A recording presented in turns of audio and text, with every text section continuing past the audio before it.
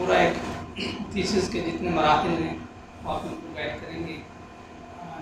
जनाब डॉक्टर फारूक साहब हैं, एसोसिएट प्रोफेसर हैं NUT university of engineering and technology, post doc fellowship America से हैं। इसके अलावा 5 बुक्स लिख चुके हैं, 25 रिसर्च पेपर्स हैं, इसके अलावा मैनी और आर्टिकल्स और डिफरेंट पेपर्स हैं। तो ये आपके लिए भी अच्छा है कि आप से इस्तेफादा करेंगे और यानी जो चीज़ आप पूछना चाह रही हैं अपनी स्टडीज़ के हवाले से, जो भी थीसिस के हवाले से, सब अवेलेबल हैं। 4 दिन हमारे साथ हैं। सब बहुत बहुत शुक्रिया। 7वीं-8वीं सदी में इमाम शातबी के नाम से एक साहब आए, उन्होंने मकासिदुश शरिया के नाम से एक नई फील्ड इंट्रोड्यूस करा दी।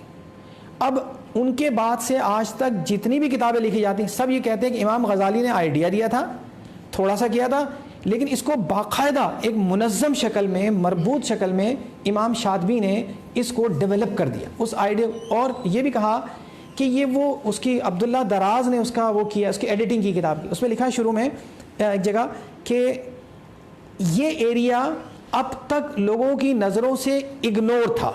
पता नहीं क्यों इग्नोर था। इतनी किताबें लिखी गई इस्लाम पर कि जी हम शरीयत के मकासिद को बताएं कि शरीयत क्या चाहती है, किस लिए ये कहती है ये खाओ, ये मत खाओ, ये क्या है। तो बाकायदा उन्होंने एक पूरा डोमेन और एक पूरा, अब सिर्फ इस मौजू के माहिर बन गए हैं लोग। इस मौजू पे काम होता है, इस मौजू पे लेक्चर होते हैं। वेस्ट का फेवरेट टॉपिक है मकासिद शरिया, ये वहाँ बहुत बोला जाता है, बहुत काम होता है इसके ऊपर, ठीक है।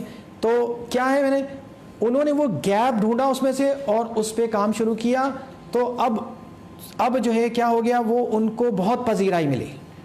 तो इसी तरह से आप लोग जो है एरिया कौन सा होगा, टॉपिक सेलेक्ट करने का सबसे पहले वो एरियाज़ लें, एक तो जिसका कोई इम्पैक्ट होता हो।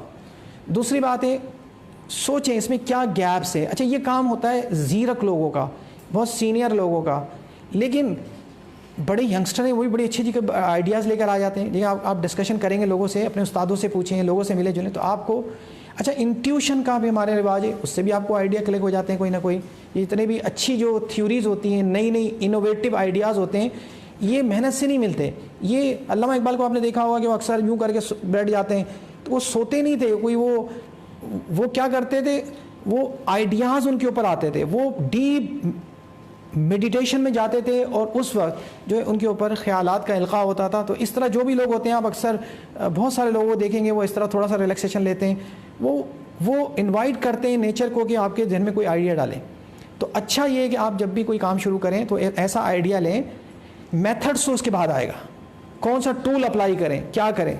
अगर आपने पहली ईंट सीधी रख दी और सही चीज़ सेलेक्ट कर ली, आप मशहूर भी हो गए दुनिया में, आपको फंडिंग भी मिल गई, आपको घूमना फिरना भी दुनिया भर का मिल गया और आपकी वजह से सोसाइटी में वो भी हो गया, तो इम्पैक्ट किसका होगा। अब ये देखा जाता है कि आपके काम से सोसाइटी को फ़ायदा क्या है। Islam's position on artificial intelligence, आपको टॉपिक से फ़ौरन समझ में आ गया कि कोई कॉम्प्लिकेशन नहीं है, कोई प्रॉब्लम नहीं है, बल्कि आराम से। एक होता है कंपाउंड टॉपिक, कंपाउंड। आप अक्सर देखते हो कॉलन लगा के उसके आगे फिर एक, जैसे एक तहकीकी मुताला, एन एनालिटिकल स्टडी, शुरू में कुछ होता है और आगे फिर कॉलन लगा के आप मज़ीद उसमें कोई चीज़ इजाफा कर देते हैं। जैसे एक्सेप्टेंस ऑफ प्लूरलिज्म, अब कॉलन लगा के आप लिख दें अ मिथ और ट्रुथ, ये एक हकीकत है या अफसाना है, क्या वाकई ऐसा है, एक्सेप्ट कर लिया लोगों ने प्लूरलिज्म को। प्लूरलिज्म इन इस्लाम, या फिर इसको यूँ, pluralism in Islam colon a myth और ट्रुथ, अ फिक्शन और फैक्ट, कॉलन लगाएं, अ फिक्शन और फैक्ट, क्या एक अफसाना है या एक ये या हकीकत है, तो एक रियलिटी है। तो क्या किया आपने, ऐसा टॉपिक बनाया जो कंपाउंड है। और एक होता है कॉम्प्लेक्स होता है। कॉम्प्लेक्स जब होता है जब उसमें कई वेरिएबल्स काम करते हैं। हम आगे चल के बात करेंगे वेरिएबल्स का भी एक टॉपिक होता है, क्योंकि देखें इसमें हर एक लफ्ज़ पर जो है एक किताब मौजूद है। अगर आप किसी को सुने तो एक टॉपिक पर बहुत, हमें सिर्फ वही काम करना चाहिए जो हमसे रेलिवेंट हो। अननेसेसरी रिसर्च भी एक बर्डन है, यानी अननेसेसरी ये वही करे जिनको जो करना हो। आपको तो बस हमें पूरी कराची है, हमें क्या ज़रूरत है हम हर गली के बारे में जानें, हर सड़क को पहचानें, हर दुकान का हमें पता हो, क्या ज़रूरत है? हमें बस वो पता होना चाहिए जहाँ हमें जाना है, जहाँ हमें जो हमारे काम की चीज़ें। तो इसी तरह से जो कॉम्प्लेक्स होता है उसके अंदर वेरिएबल्स होते हैं, इस तरह के वेरिएबल्स होते हैं कि उनको फिर वो जब हम एम्पिरिकल रिसर्च करते हैं तो उसके अंदर वो चीज़ें उसमें ज़्यादातर काम होता है। शायद आगे एक एग्ज़ाम्पल मैंने रखी है, वो यहाँ होनी चाहिए थी, लेकिन वो आगे कभी आएगी तो बता। ये बताएं इसमें क्या क्या प्रॉब्लम है? जैसे अगर आपको ये दिखाऊं, रॉन्ग टाइटल है, ये सही नहीं है। अब आप बताएं क्या इसमें प्रॉब्लम है, क्या क्या गलती हो रही है? देखिए ये भी कंपाउंड है, कॉलम लगा के आगे देखिए, इम्पैक्ट ऑफ स्कूल फैसिलिटीज़, ठीक है, यानी स्कूल फैसिलिटीज़ का ड्रॉप आउट रेट पर, बच्चों के जो ड्रॉप आउट है, बच्चे छोड़ के चले जाते हैं। एक तरफ हम बात कर रहे हैं कि स्कूल ने जो आराम और आसाइश दिए बच्चों को, उनका ड्रॉप आउट पे क्या असर पड़ रहा है। हालांकि फैसिलिटी जब देंगे तो लोग आएंगे, ड्रॉप आउट तो नहीं होंगे।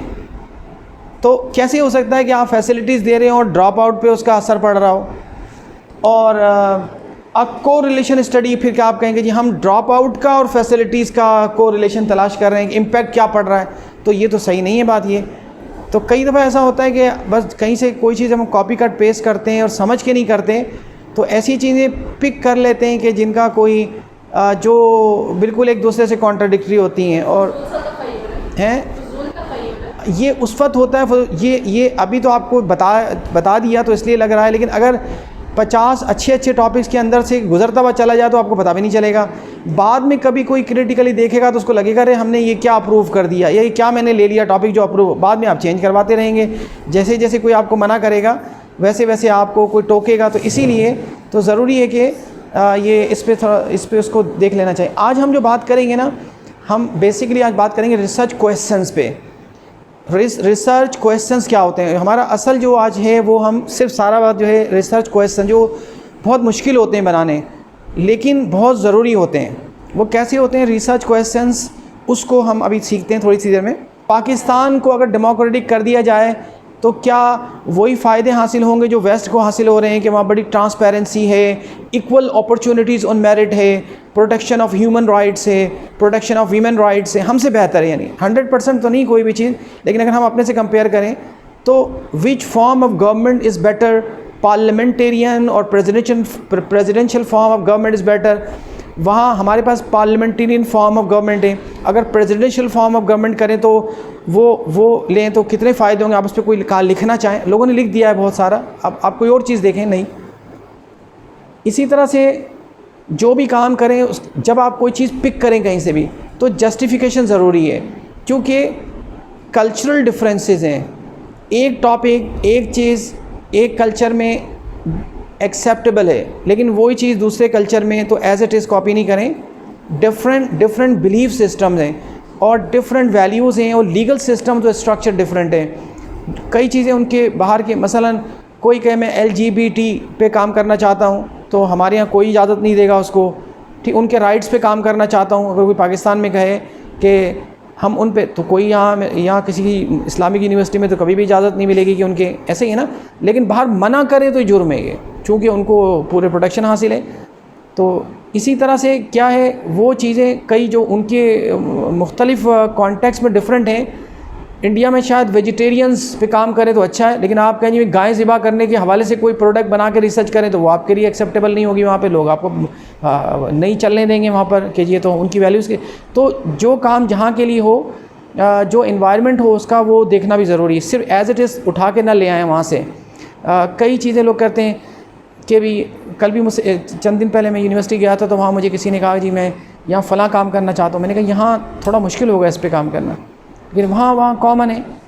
आप वहाँ स्किन डोनर्स हैं, अब आप यहाँ पे बताएंगे आपने स्किन डोनेट करके चले जाएँ, यानी एक की स्किन निकाल के जिस तरह बकरे की निकलती है इस तरह दूसरे तो स्किन डोनर्स हैं, इस पे लोग काम करते हैं, वहाँ इदारे हैं बड़े। अब यहाँ लोग यहाँ नहीं कर सकते, हर चीज़ नहीं कर सकते।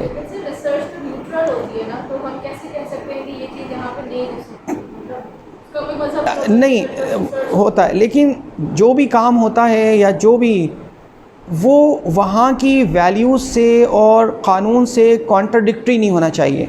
मसलन होता है, मसलन जैसे मैंने आपको बताया रिसर्च अनबाइज्ड, अगर कोई इंडिया में कहे कि जी मैं गाय ज़िबा करने के बारे में रिसर्च करके बताऊंगा, अभी नहीं बता रहा इसके फ़ायदे हैं या नुकसान आते, तो उसको सख्त रेजिस्टेंस का सामना करना पड़ेगा कि क्या पता ये कहते गाय को करना चाहिए और उसके फ़ायदे निकाल दें और हमारी तो क्या होगा, उसको खुद हर जगह पर रेजिस्टेंस का सामना, और वो सही बात कर भी नहीं सकेगा उसके अंदर। तो उसको क्या है, उस एनवायरनमेंट के लिहाज से अगर उसको फ्लरिश करना है और प्रोग्रेस करना है तो उसको फिर उनकी वैल्यूज़ को नज़र में रख कर वो वाला काम करे। जैसे देखिए एनवायरनमेंट का बड़ा, टाइम और एनवायरनमेंट का बड़ा फ़र्क होता है। जैसे टाइम एंड ओकेजन बहुत अहम होता है हर चीज़ में, आपकी सक्सेस में भी बहुत काम है। मिसाल के तौर पे कोई अंधों के शहर में मिरर बेचना शुरू कर दे और कहे भाई अल्लाह तो बिज़नेस नहीं चला रहा मेरा, तो ये क्या है, अंधों के शहर में अगर कोई चीज़ बेचनी है तो उस कॉन्टेक्स्ट को समझें, उस सोसाइटी को समझें, उसकी नीड को एसेस करें। आप सफ़ेद छड़ी का कारोबार करें या जो नाबीनाओं को मदद करने वाली वो कोई बिज़नेस करें तो वो चलेगा आपका वहाँ पर। तो अंधों के शहर में आप अगर मिरर बेचने का बिज़नेस करेंगे और फिर कहेंगे जी हम तो रिसर्च कर रहे हैं, हम तो बिज़नेस कर रहे हैं, तो ये सारी बातें हर जगह के लिए सूटेबल नहीं होती हैं। तो देखना पड़ता है कि कहाँ पर क्या करना चाहिए।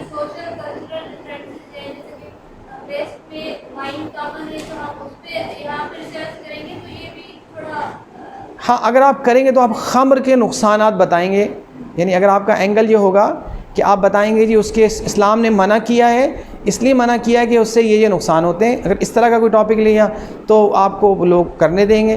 लेकिन अगर आप कहें मैं बेनिफिट बताऊंगा, अगर समझ में आ जाए कि भाई ये, या तो आपसे सवाल ही होगा, आपके जो क्वेश्चंस हैं, रिसर्च क्वेश्चंस, उसको पढ़ के कहेंगे ये क्लियर नहीं है कि आप क्या करेंगे, तो कुछ क्लैरिटी आप पढ़ के अंदाज़ा होता है कि आप किस तरफ जा रहे हैं, रुख हवा का रुख किस तरफ है। ठीक है, तो वो जो कॉन्ट्राडिक्टरी वैल्यूज़ होती हैं ना, जो वैल्यूज़ होती हैं किसी भी, या उनका लीगल सिस्टम होता है, मसलन मर्सी किलिंग है, यानी किसी को ये कहे जी मुझे अगर कोरोना हो जाए तो मार दिया जाए, मुझे वेंटिलेटर पे ना ले जाया जाए। ठीक है, अब कई मुल्कों में अगर कोई वसीयत कर जाए तो वसीयत पे अमल होता है, लेकिन हमारे यहाँ मना है, हमारे यहाँ कानून नहीं है इसका कि कोई कह दे कि जी मुझे मार दो तो उसको मार दिया जाए, तो नहीं है। तो क्या है, इस पे अगर कोई रिसर्च करे कि भाई तो क्या होगा, वो काम करे या उसको वो करे तो उसको काफ़ी रेजिस्टेंस का सामना होगा, और वो चूँकि सब लोग कहेंगे कि हमारी इस्लामी वैल्यू से ये कॉन्ट्राडिक्ट करिए, आपको जान बचाना है ना कि जान लेना है, तो इस तरह की चीज़ें नहीं करनी चाहिए। वहीं करनी चाहिए जहाँ उसकी वो हर आदमी अपने कल्चरल डिफरेंसेस को सामने रखते हुए अपने लीगल सिस्टम को, अपने क़वानीन को, अपने कॉन्स्टिट्यूशन को और अपनी जो अक़दार हैं हर तरह की, सोशल, मोरल, एथिकल, उन सब को सामने रखते हुए चीज़ों को करे। वैसे तो कर रहे होते हैं हम लोग, लेकिन हर चीज़ वहाँ से कॉन्टेक्स्ट से नहीं हो सकती कि वहाँ से उठाएं और अप्लाई कर दें यहाँ पे। अच्छा, ये हमने कर लिया था, लेकिन सिर्फ एक नज़र इस पर हमने जो अभी तक चीज़ें की उनमें से ये भी है, टाइटल के हवाले से बहुत तफसील से पढ़ा है, लिटरेचर रिव्यू के बारे में पढ़ा है। सिर्फ हम ये एक स्लाइड पढ़ेंगे कि कोई भी रिसर्च होती है वो वैक्यूम में नहीं होती। लिटरेचर रिव्यू का फ़ायदा ये होता है, जब आप इस कमरे में आपने देख लिया, एक रिव्यू कर लिया, आप कहते हैं सारी चेयर्स हैं, एक सोफ़ा कम बेड और हो जाए तो इस सोने के लायक भी कमरा हो जाएगा। तो आपने जो एग्जिस्टिंग चीज़ें थी उसका मुताला किया और उसमें से आपने एक रिसर्च क्वेश्चन बना लिया, या रिसर्च क्वेश्चन भी कभी ऐसे ही बनाते हैं कि आप पढ़ते हैं और फिर उसमें से क्वेश्चन निकालते हैं। एक तरीक़ा ये भी होता है कि तो न्यू रिसर्च एडेड, जिसमें अभी बताया कि आप अच्छा अचानक से नहीं होता कि आप बाहर निकलें और आपने कहा कि ऐसा करते हैं यहाँ एक कमरा बना देते हैं बाहर कोने पे, नहीं, या चलो यहाँ मरम्मत करवा देते हैं बाहर से, ये रिसर्च ऐसे नहीं होती। रिसर्च के लिए ज़रूरी आप कहें, आपको कोई बैकग्राउंड देना पड़ेगा और आपको कोई बताना पड़ेगा कि भाई यहाँ बैकग्राउंड क्या होता है किसी भी चीज़ का, कि भाई ये एक गड्ढा है यहाँ पर और साल में यहाँ 500 लोग गुज़रते हैं, 10 आदमी गिर जाते हैं और आइंदा साल जो है वो यहाँ से 1000 आदमी गुज़रेगा और इम्कान है कि 20 आदमी ज़ख्मी हो जाएं। तो लिहाजा ये क्या बैकग्राउंड दिया आपने, अपने काम की जस्टिफिकेशन आप दे रहे हैं उसको कि ये काम बहुत ज़रूरी है, लिहाजा मैं करूँगा तो करना चाहता हूँ मैं इसलिए।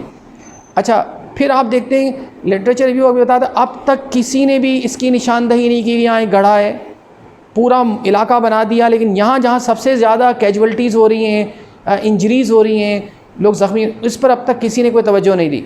और मैंने सारे इस लोगों को देखा है, एक समझाने के लिए मैं आपको बता रहा हूँ, ये एग्जैक्ट नहीं है, ताकि आपको समझ में आए कि क्या होता है।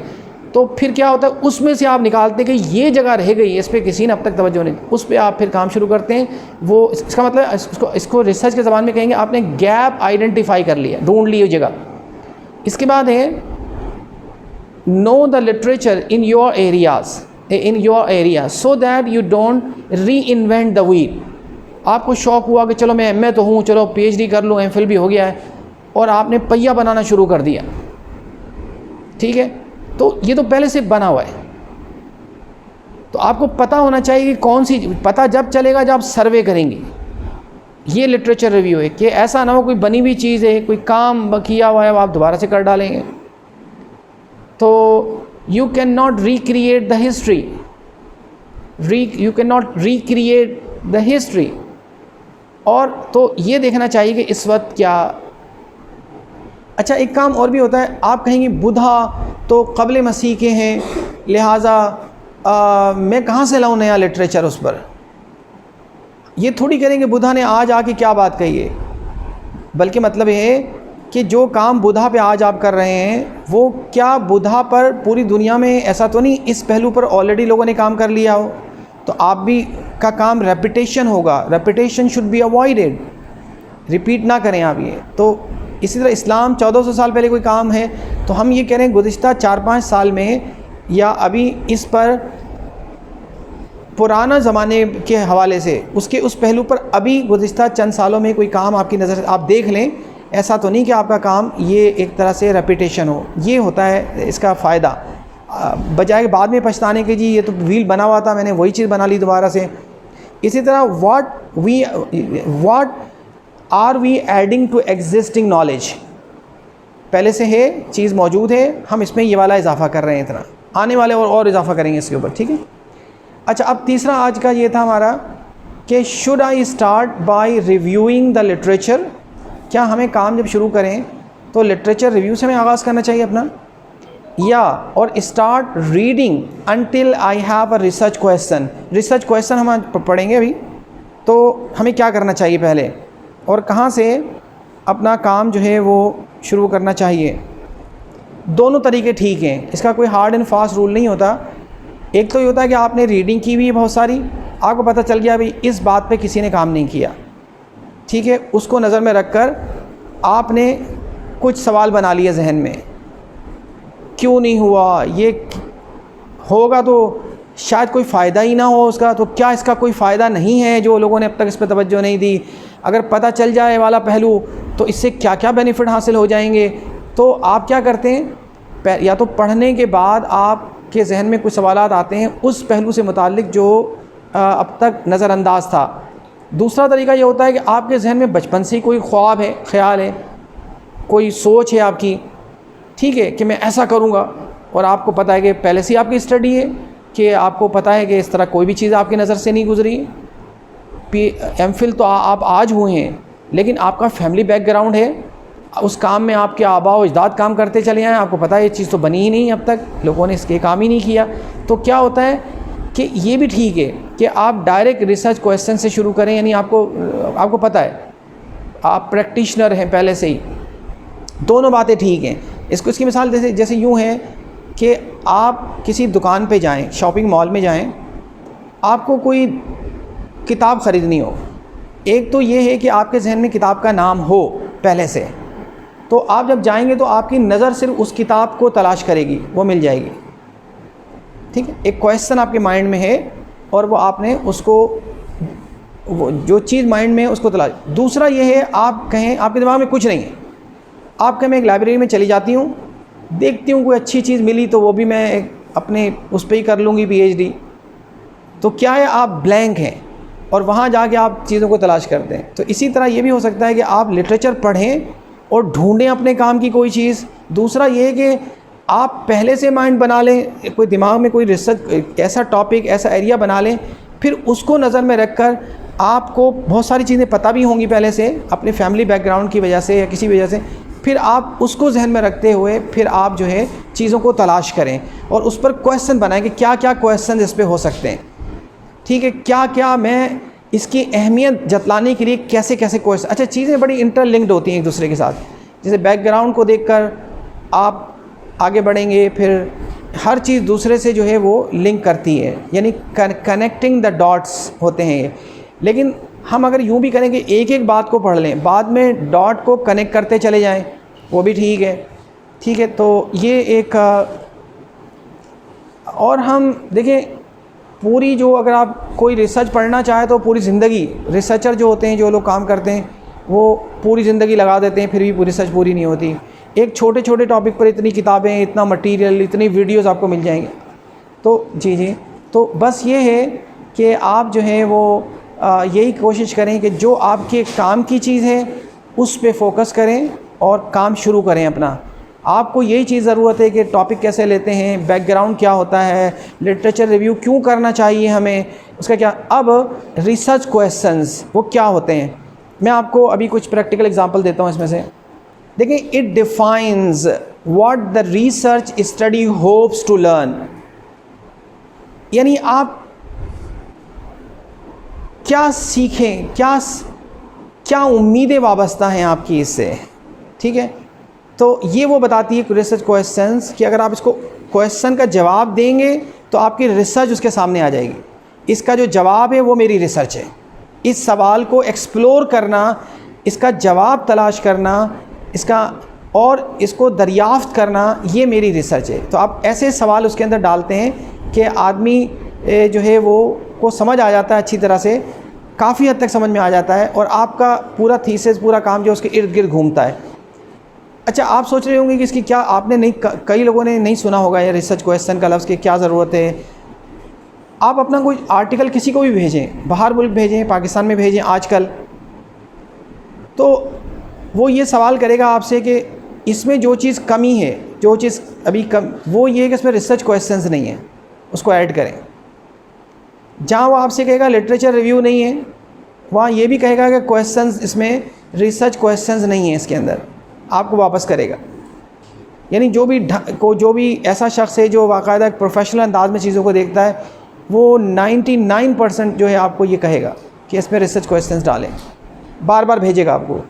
अच्छा, हमारे जो एब्स्ट्रैक्ट होगा उसी के अंदर हम इस चीज़ को डिफाइन करेंगे, जो आपका प्रपोज़ल, जी हाँ, प्रपोज़ल होगा। चूँकि देखिए, जो प्रपोज़ल है या जो आपका वो पेपर है, तो जो प्रपोज़ल है उसके अंदर ही आपने रिसर्च क्वेश्चन देने होते हैं। सर, जो नॉर्मली आर्टिकल होते हैं उनसे पहले एब्स्ट्रैक्ट होता है, तो वो मुख्तसरन जो बता रहे होते हैं उसके अंदर भी, जी नहीं, एक तो जो आपका एब्स्ट्रैक्ट है, एब्स्ट्रैक्ट होता है एक रिसर्च आर्टिकल के शुरू में जो उसका खुलासा होता है, जो ऐसे की होती है समरी, उसे समरी कहते हैं। और जो रिसर्च आर्टिकल्स होते हैं उनका जो शुरू में लिखा होता है वो कहलाता है एब्स्ट्रैक्ट। तो जो एब्स्ट्रैक्ट होता है वो भी इस तरह से होता है कि उसके अंदर भी ये, वो कई जगह तो लिखा होता है 100 वर्ड से ज़्यादा ना हो, 100 अल्फाज में ही आपने सारा बता देना है कि कोई। और फिर जो दो तरह के रिसर्च जर्नल्स होते हैं, एक होता है ओपन एक्सेस। ओपन एक्सेस वो होते हैं, आप जब छप जाएगा तो आप हर कोई पढ़ सकता है उसको। एक होता है ओपन एक्सेस नहीं होता, वो सिर्फ एब्स्ट्रैक्ट को ओपन करते हैं, बाकी के लिए पैसे मांगते हैं आपसे। तो यानी 100 अल्फाज ऐसे हों जिसके अंदर रिसर्च हर चीज़ ही आ जाए, यानी पढ़ने वाला ऐसे पावरफुल क्वेश्चंस देखे जो समझ जाए कि हाँ मैं तो खुद इसका जवाब ढूंढ रहा हूँ, तो क्या है वो 100 अल्फाज के अंदर, कहीं 150 अल्फाज के अंदर ही तो आपको सब कुछ बता देना है। और ऐसे जानदार, powerful, effective, inspiring, appealing, motivating questions आपने डालने होते हैं उसके अंदर, कि जिससे समझ आ जाए कि ये इसका जवाब इसके अंदर मौजूद है। यानी इसमें ये बात की जाएगी, जी हाँ, यानी इसको आंसर किया जाएगा इस सवाल का। हाँ, ठीक है, इसको आंसर किया जाएगा इसके अंदर। अभी आपको मैं उसकी एग्जांपल भी बताता हूँ। एक से ज़्यादा हाँ, बिल्कुल होने चाहिए, लेकिन अल्फाज की फजूल खर्ची ये भी रिसर्च के ख़िलाफ़ है। उर्दू में जो रिसर्च होती हैं वो उर्दू में एक ही आइडिया भी एक ही होता है, एक ही बात करते रहते हैं, दोहराते रहते हैं, और जब बात करते हैं तब भी हम लोग रेपिटेशन बहुत ज़्यादा होता है उसके अंदर, ओवरलैपिंग होती है अल्फाज की भी और आइडियाज़ की भी। तो ये इस नहीं करना चाहिए, ज़रूरी बात करनी। और उसमें जो अल्फाज इस्तेमाल करें आप अपने एब्स्ट्रैक्ट में भी या प्रपोज़ल में भी, वो बड़े जो एग्जैजरेशन नहीं होनी चाहिए उसके अंदर, मुबालगे वाली या धमकी आमेज़ लैंग्वेज या ऐसे अल्फाज जो एक पढ़े लिखे आदमी के लिए नहीं हो सकते थे। मिसाल के तौर पे आप कहेंगे जी उसे वेस्ट ने जो है हमारी सिविलाइजेशन की ऐसी तैसी कर दी है, तो अब ज़रूरी है कि मैं इस पर रिसर्च करूं, तो ये बिल्कुल सही तरीक़ा नहीं है। आप हैं क्या होता है, जारहाना अंदाज भी ना हो और लैंग्वेज सॉफ्ट और अच्छी हो, शुस्ता और अच्छी ज़बान इस्तेमाल करे उसके अंदर, तो ये सब चीज़ें ज़रूरी होती हैं। तो रिसर्च क्वेश्चन भी ऐसे ना हो कि जो उसके अंदर आप कर ही ना सकें, मैं आसमान से सितारे तोड़ के ला दूँगा ये हो जाएगा। वो ऐसे हों जो फिजिबल हों, जो कर सकने वाले हों, उतना ही बताएं आप कि मैं बस इतना ही करूँगा। मैं एक कमरा सही करके के बारे में बताऊँगा, मैं पूरी बिल्डिंग का नहीं बता सकता कि उसको कैसे ठीक करें। तो एक एरिया को बताऊँगा और बस एक प्रोविंस का बताऊँगा, एक डिस्ट्रिक्ट के बारे में मेरी रिसर्च है, पूरे दुनिया के बारे में नहीं है। तो क्या है, आपने ऐसी बात करनी है जो आप उसको प्रूव भी कर सकें, वो हाँ, जो बिल्कुल जो फैक्चुअल होनी चाहिए। अच्छा, what do research questions come, where do research question का सवाल ये है कि रिसर्च क्वेश्चन लिखने ज़रूरी, तो आएंगे कहाँ से, ये कौन देगा, ठीक है, कैसे बनाएं इसको। तो ये एक मुश्किल काम होता है कि आदमी सोचें। इसके 2-3 तरीके हो सकते हैं। एक तो ये भी हो सकता है कि उस जैसी सिमिलर स्टडीज़ को आप देखें, उसने जो चीज़ें इस्तेमाल की हों उसको मॉडिफाई करके अपने मुताबिक आपको कुछ आइडिया तो हो जाएगा कि इसने किस किस एरिया को वो किया है, को एड्रेस किया है। तो आप भी, अच्छा मैं आपको एक चीज़ और बताऊंगा, आज या कल पैराफ्रेजिंग होता है। आप उन बातों को पैराफ्रेजिंग करें, यानी बिल्कुल वैसे ही अगर आप बिल्कुल एज इट इज़ ला के रख देंगे तो क्या होगा, वो प्लेजरिज्म हो जाएगा कि आपने उनकी बात को, आपके दिमाग के क्वेश्चन कहाँ हैं, आप कहाँ हैं इसके अंदर, आपने तो वो जो उस स्टडी को यहाँ ला के लगा दिया है पूरा। तो आपने पैराफ्रेजिंग करनी है। पैराफ्रेजिंग क्या होती है कि आप उसको पार्शली मॉडिफाई करते हैं, इसके वर्ड वो जो टर्निटन वगैरह पे प्लेजरिज्म शो करते हैं, उससे आपने बचना होता है। तो वो भी, और उस आइडिया को थोड़ा और बेहतर करके या उसका जो डायरेक्शन है थोड़ी चेंज करके आप अपना बना सकते हैं उसको, कि उसने यही बात कही गई, इस दरवाज़े को के बजाय आप कहते हैं जो बैक डोर है उसके बारे में कुछ और चीज़ कर दें, आप ये वाला कर देंगे। तो कुछ अल्फाज को आपको उसको, ठीक है, तो उसको कहते हैं पैराफ्रेजिंग करना। आप अपने आप को प्लेजरिज्म से बचाने के लिए जब इस तरह की चीज़ें करते हैं तो क्या किया था, पैराफ्रेजिंग करना, ये लफ्ज़ इस्तेमाल करते हैं। यानी कैसे हम उसको ऐसा कर दें कि वो किसी से पकड़ में नहीं आए, यानी कि कोई इससे, ज़ाहिर है एक ही आइडिया 2-3 लोगों के दिमाग में आ सकता है, लेकिन एज इट इज़ चीज़ ना रखें उसकी, अपने अल्फाज शामिल करें, अपने आइडियाज़ को उसमें थोड़ा सा वो करें कुछ, तो फिर ये ठीक है। डाल सकते हैं, लेकिन उसमें आप यूँ कर सकते हैं जैसे एक बहुत लंबी बात है कि कोई स्टोरी है, मसलन एक हदीस है लंबी सी, अगर आप इन्वर्टेड कॉमा लगा के उधर से उधर तक पूरा लिख देंगे तो ज़ाहिर है तो ये वो आपने एज इट इज़ उठा के रख दिया। वो अगर प्लेजरिज्म शो कर रहा है वहाँ पे, तो आप यूँ करें, या कोई देख के कहता है भी इसके तो हर सफ़े के अंदर आपने तो ये इन्वर्टेड कॉमास लगा दिए हैं और देखने से ही पता चल रहा है कि सारा ये, तो आप कहाँ हैं इसमें। तो फिर आप यूँ करें कि उस हदीस की सारी चीज़ें अपने अल्फाज में दे दें और एक ज़रूरी जो सेंटेंस है उसको इन्वर्टेड कॉमास में लगा के बंद कर दें दोनों तरफ से। यानी हाँ, मसलन एक बहुत लंबा वाक़या है कि जी हज़रत अबू सईद खुदरी बयान करते हैं, ये हुआ कि वो उनके अल्फाज को नरेट कर दें हदीस को, बाकी फिर जब ये सारा वाक़या हुज़ूर सल्लल्लाहु अलैहि वसल्लम सामने गया तो फिर आपने ये फरमाया कि जैसे एक क्या कहते हैं, एक बड़ी बी का वाक़या कि भाई जन्नत में कोई बूढ़ी औरत नहीं जाएगी, तो आप अपने अल्फाज बयान कर देंगे। एक मरतबा एक बूढ़ी औरत आई हुज़ूर सल्लल्लाहु अलैहि वसल्लम के पास, तो फिर जो है आपने फरमाया कि तुम जन्नत में नहीं जाओगी, तो बहुत रोने लगी। तो आपने फरमाया कि भाई, फिर आपने एक आयत पढ़ी और ये फरमाया, वो फरमाया जो है ना, वो फिर आप ये इन्ना अंशाअनाहुन्ना इंशाअ फजअलनाहुन्ना अबकार आयत पढ़ी, उसको इन्वर्टेड को आवाज़ में कर दें। तो ये वाले हिस्सा अगर आप एज इट इज़ किसी हदीस की किताब से लिख देंगे तो अब वो सब प्लेजरिज्म आने लगेगा वहाँ पे कि भाई ये जब चेक करेंगे उसको तो, या कोई देखेगा तो उसको ये है कि फिर आप उसको इस तरह से जो बड़ी बड़ी चीज़ें आपको लगें, आयत पूरी लिख दें कि कुरान शरीफ में मना किया है कि गीबत नहीं करें, गीबत बजाय पूरी आयत लिख देंगे आप, तो ये आप इसको क्या करें, लिख दें कि backbiting is prohibited in the Quran और in the prophetic tradition of peace be upon him. तो करके आप बस आयत का नंबर दे दें वहाँ पर, और ज़रा सा वो लफ्ज़ दे दें कि बैक बाइटिंग के लिए गीबा का कर दें, या इज्तनिबू, ज़न को बता रहे, ज़न नहीं करना चाहते, इज्तनिबू ज़न, बस इतना सा दे दें, ताकि सिर्फ इतना से ही प्लेजरिज्म शो करे वो कि कुरान के अल्फाज हैं कि बचो बदगुमानी से, बदगुमानी वाला दे दें, इज्तनिबू ज़न पूरी देंगे तो 5 लाइनों का प्लेजरिज्म आ सकता है। यानी कोई देखेगा तो यही कहेगा कि आपने ऊपर दिए तो पूरा के पूरा पैराग्राफ जो है वहाँ से लिखा हुआ है, तो आप बाकी अपने अल्फाज में कर दें कि कुरान ने इसको ममानियत की है, ये क्या है। नहीं, आप रेफरेंस तो देंगे उसके अंदर।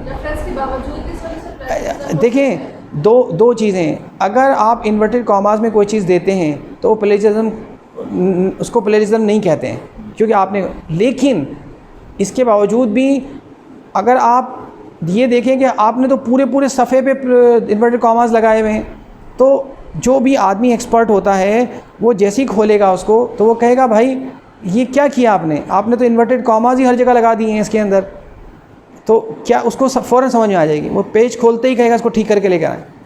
तो जो काम करते हैं उनको पता है, सारा दिन इस तरह के लोग आते हैं, सारा दिन उनके पास इस तरह की चीज़ें आती हैं, तो फिर उसका हल ये होता है कि आप उसको पैराफ्रेजिंग करें।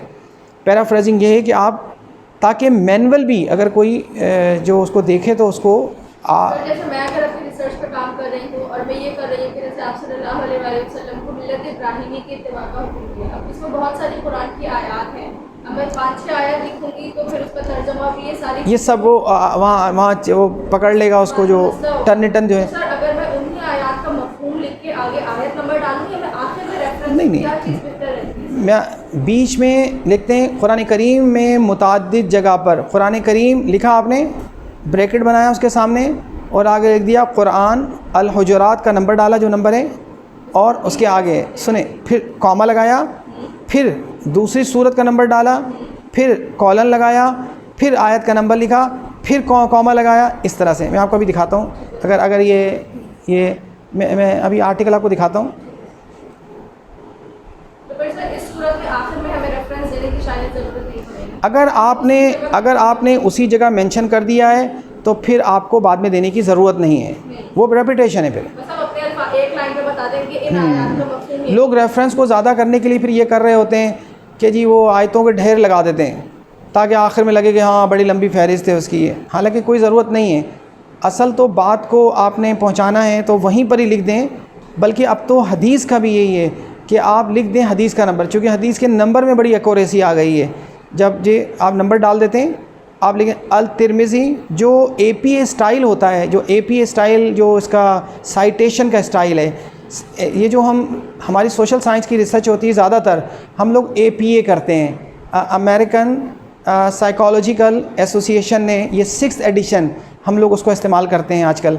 उसके अंदर यही है कि आप अपने टेक्स्ट के अंदर, टेक्स्ट जो है आपका मतन, उसके अंदर ही क्या करें, ब्रैकेट बनाएं और हदीस लिख दें। देखिए अगर मैं इसको आपको दिखा सकूं अभी, जो ताकि साथ के साथ ही जो बातें आप पूछती जा रही हैं मैं उसको, क्योंकि सर थाउजेंड्स में जैसे अगर मुस्लिम शरीफ की हदीस है और मैं सिर्फ सही मुस्लिम लिख के उसका नंबर डाल के गूगल पर सर्च करती हूँ तो वो वही हदीस शो करेगा जो और सॉफ्टवेयर्स मुझे शो करेंगे। तो क्या सिर्फ वो रेफरेंस काफ़ी होगा या पूरी किसी हार्ड कॉपी का जो है वो रेफरेंस दिया गया है? मैं आपको अभी बता रहा हूँ। देखिए ये बैकग्राउंड ऑफ स्टडी जो है, मुस्लिम्स आर ऑफ्टन, ये एक ह्यूमर पे आर्टिकल था, है जो एक बुक चैप्टर है जो छपना है।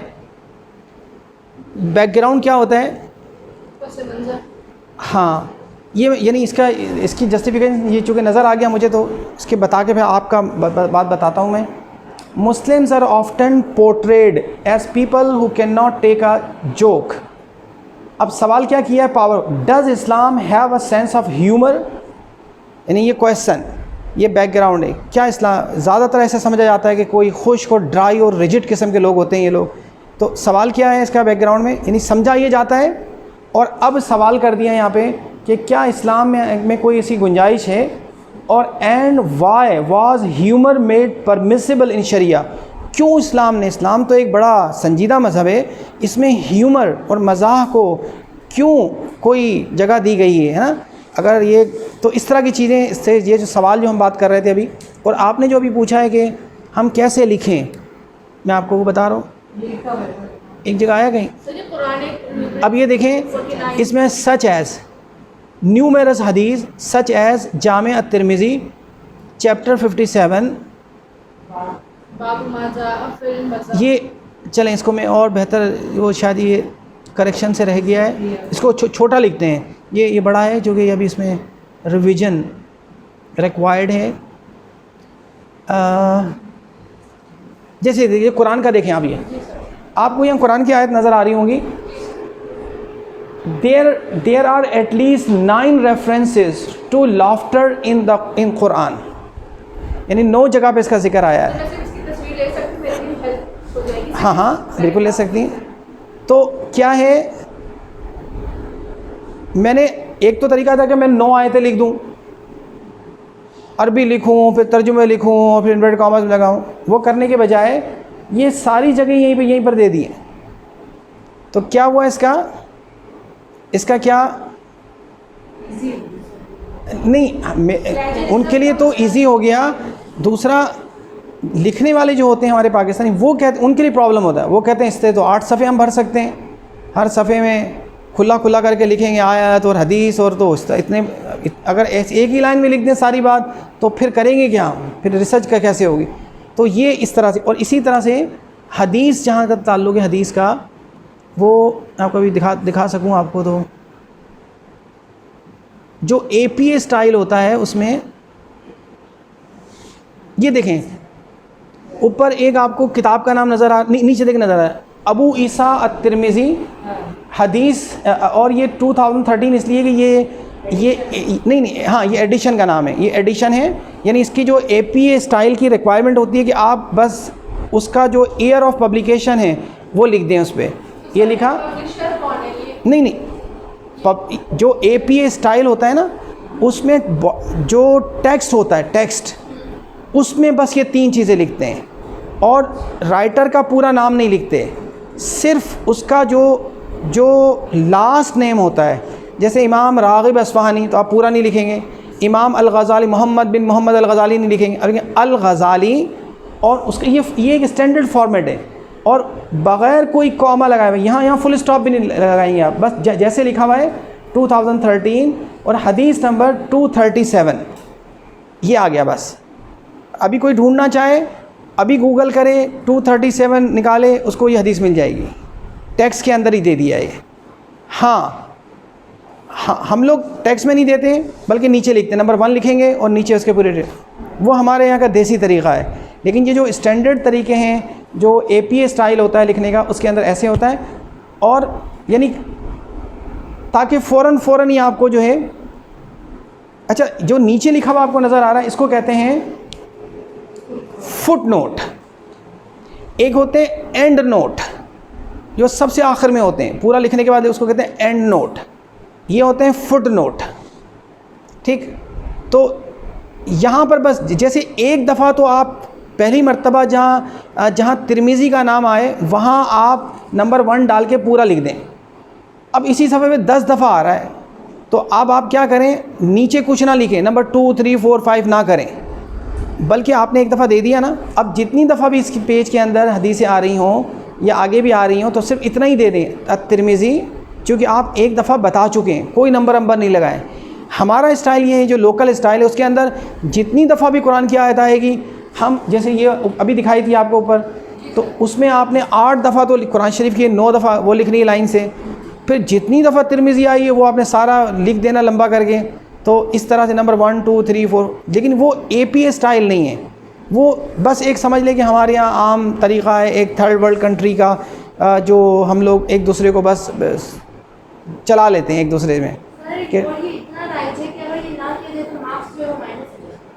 हाँ, लेकिन जी नहीं, माइनस वही करेगा जिसको पता ना हो, जिसको पता होगा वो बहुत, वो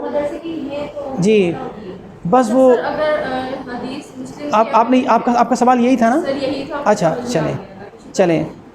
अच्छा सर, अगर कोई मुस्लिम की हदीस मैंने हाँ वो की है, सर्च की है और उसका 5000 समथिंग कुछ नंबर है और किसी और सॉफ्टवेयर में भी उसका वही नंबर है, तो क्या वो सिर्फ नंबर काफ़ी होगा मुस्लिम शरीफ और रकम ये करके मैंने? देखिए, जब आप बिब्लियोग्राफी देती हैं आखिर में, तो बिब्लियोग्राफी क्या होती है? बिब्लियोग्राफी ये होती है कि उसमें आप ये बताती हैं कि मैंने जो कुछ भी इस किताब के अंदर लिया है ये फ़लाँ किताब से लिया है, ताकि अगर इस किताब के अंदर नंबर देखें तो ये वाला नंबर अगर आपको ढूंढना हो तो इस किताब से ढूंढें। हो सकता है कहीं और देखेंगे तो ये वेरी करेगा।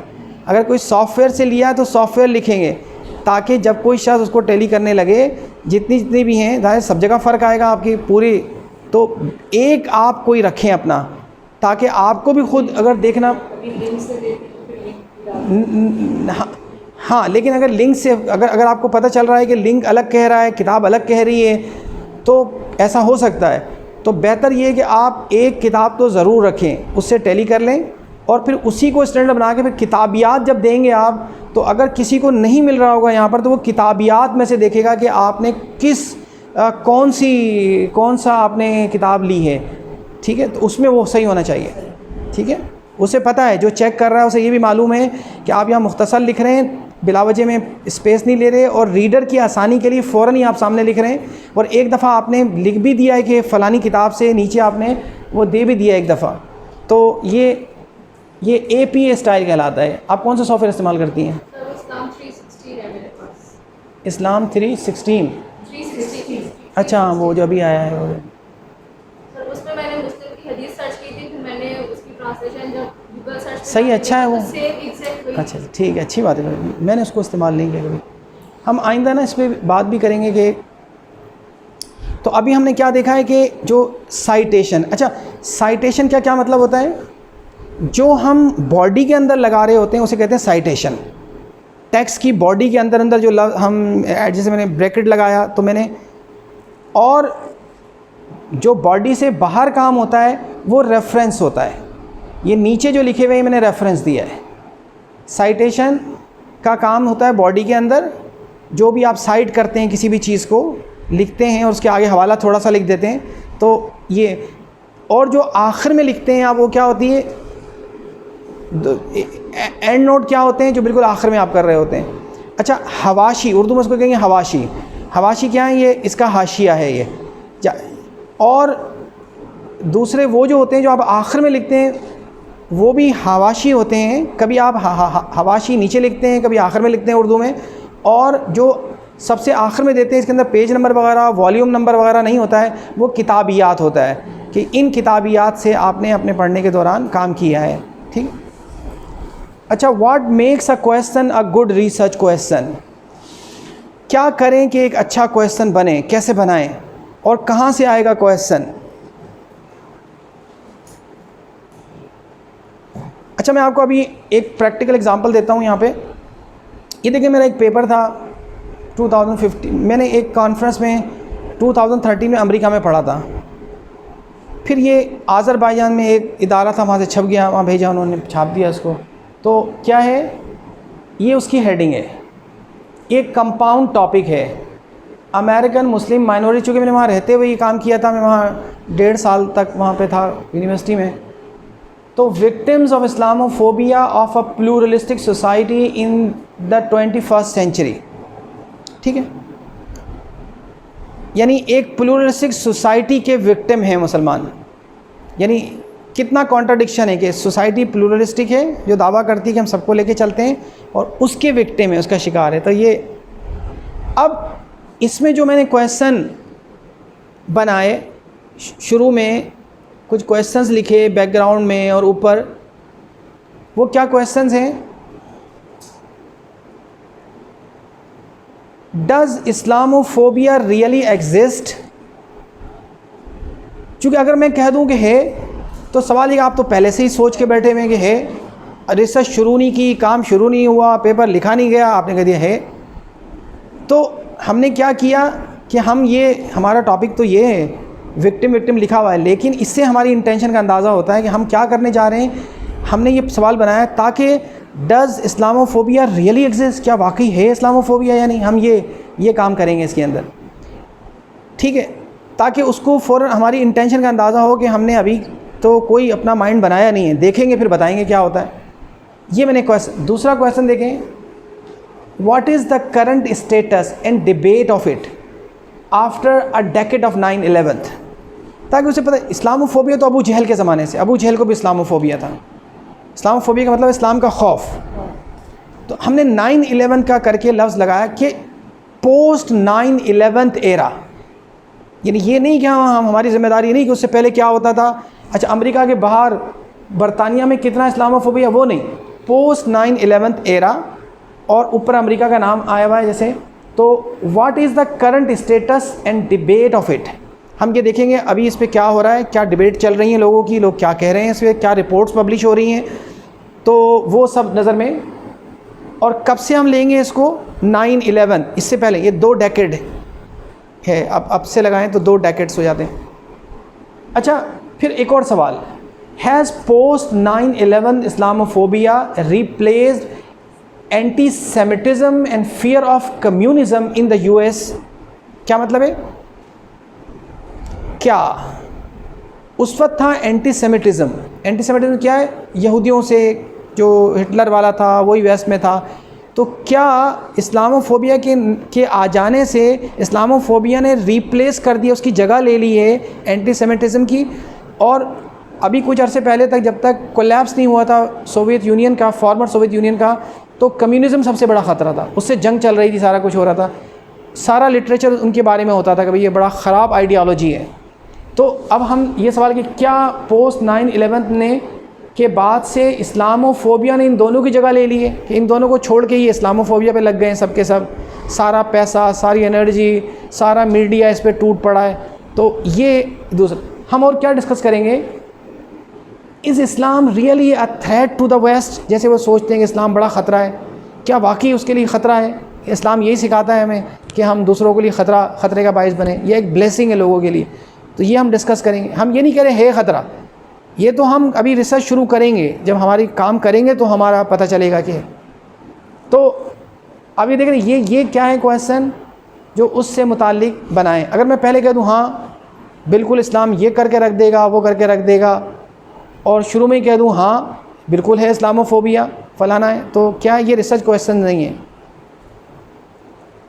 इसका मतलब आपने रिसर्च तो कर ली है पहले से ही, अब क्या करेंगे 4 साल तक, ये तो आप पहले से ही आपको पता है सारी बातें। अच्छा, फिर और क्वेश्चन भी हैं उसमें, is the loyalty of American Muslim under suspicion. Suspicion मतलब क्या है, शक। क्या मुसलमानों की जो अमेरिका से लॉयल्टी है वो एक तरह से शक की निगाह से देखी जा रही है कि ये सही नहीं है, हमारे लॉयल नहीं है, लॉयल सिटीज़न नहीं है, ये तो इनका दिल तो सऊदी अरब के साथ है, पाकिस्तान के साथ है, अफ़गानिस्तान के साथ है, ईरान के साथ है, हमारे साथ तो नहीं है, खाते ही आए रहते ही आए, लिहाजा इनको ना जॉब दो, इनको ज़रा दूर रखो, उनको इमिग्रेशन भी मत दो, उनको दाखिला भी मत दो, टरखाओ जैसे क्या ऐसी बात है ये।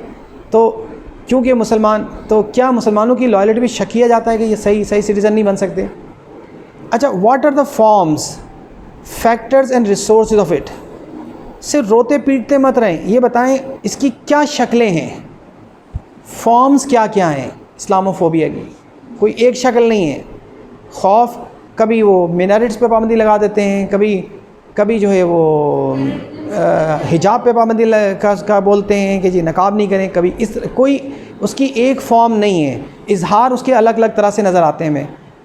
इसी तरह फैक्टर्स क्या हैं, ये क्यों हुआ, क्या वजह है, कहाँ हमसे गलती हुई या उनसे गलती हो रही है, वो भी आपने बतानी है इसने। और सोर्सेज ऑफ इट, कौन फंडिंग करता है, सोर्स क्या है इसका, क्या मीडिया सोर्स है, क्या जो फंडिंग कर रहे हैं वो लोग सोर्स हैं, क्या वहाँ के स्कॉलर सोर्स हैं, क्या उनकी जो पॉलिसी है जो हुकूमत की वो सोर्स बना हुआ है।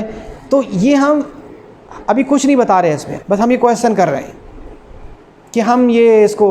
अच्छा, फिर हम ये भी बताएंगे, चलो ये पता चल जाए कि सोर्स ये है, ये कर रहा है, फैक्टर ये है, शक्लें ये हैं, बस ये तो रोना पिटना होगा, ये कर रहा है, ये कर रहा है, ये रो रहा है, इसने कर दिया, इसने पैसे दे दिए, इसने मीडिया पे दे दिया, इसकी नहीं। आगे क्या है, how should a moderate world humanitarian organizations and faith community leaders act responsibly to overcome it.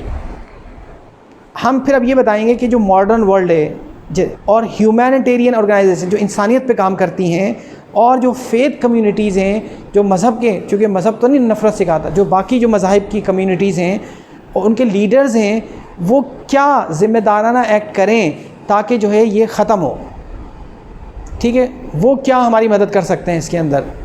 ये तो आपने क्या सलूशन भी बताया, एक तो ना करो आ गया, एक है उसका इलाज भी बताएं साथ। कोई remedial step should be taken, you should tell the people about the remedial step. अब सारे पूरा तो आप नहीं बता सकते, लेकिन जो आपकी सकत है, जितनी ताकत है, कोई 2-4 पॉइंट आप बताएंगे, 2-4 कोई दूसरा आदमी बताएगा, कोई तीसरा आदमी आएगा वो उसके एक और पहलू पे काम कर वो और कुछ बताएगा।